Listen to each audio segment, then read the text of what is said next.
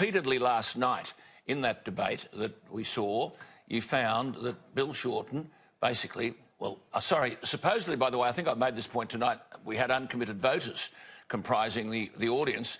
It would seem that every time Bill Shorten opened his mouth with his notes, every time he opened his mouth, there was a cheer squad from the uncommitted audience.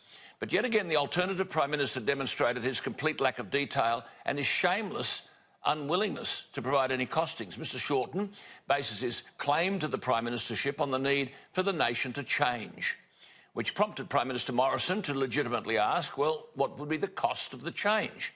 Therefore, what would be the cost of the energy policy? What would be the cost of a 50% renewable energy target? What would be the cost of reducing carbon dioxide emissions by 45%, given that you won't get a 45% reduction from electricity generation?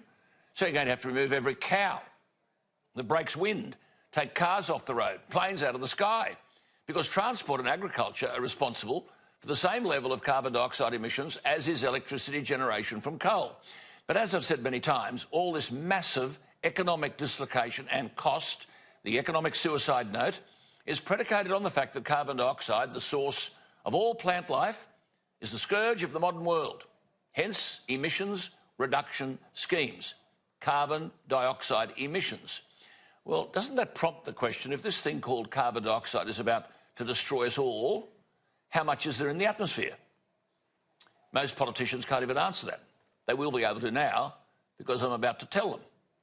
0.04% of the atmosphere. And of that 0.04%, how much is generated by human beings worldwide?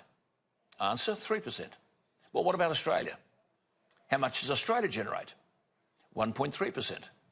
So 1.3% of 3% of 0.04% is such a calamitous threat that we must destroy manufacturing, agriculture, transport and the economy because we won't have any more coal-fired power stations. So say the Greens.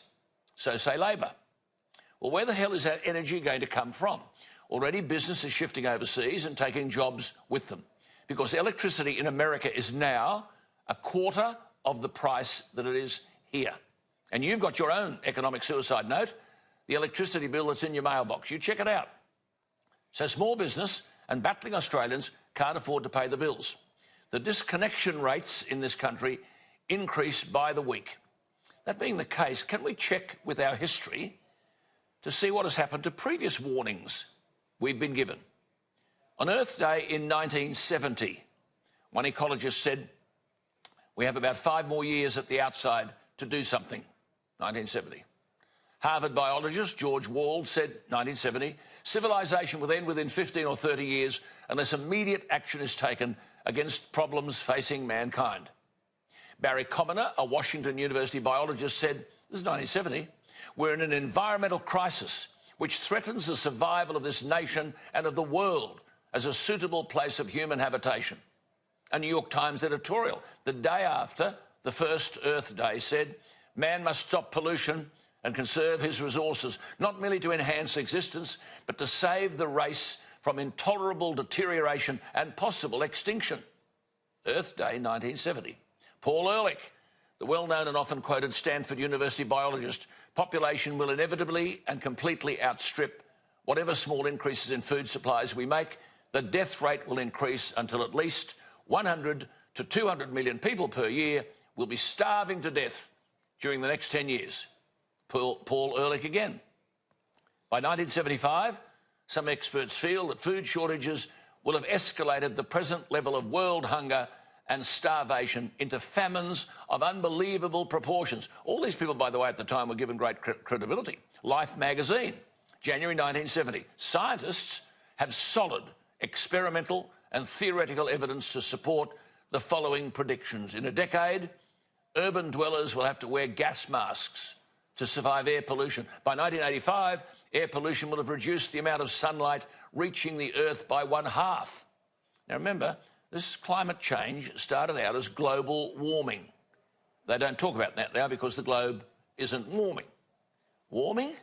Well, Kenneth Watt, the ecologist, internationally acclaimed, said in 1970, the world has been chilling sharply for about 20 years. If present trends continue, the world will be about 4 degrees colder for the global mean temperature in 1990 and 11 degrees colder in the year 2000. This is about twice what it would take to put us into an ice age.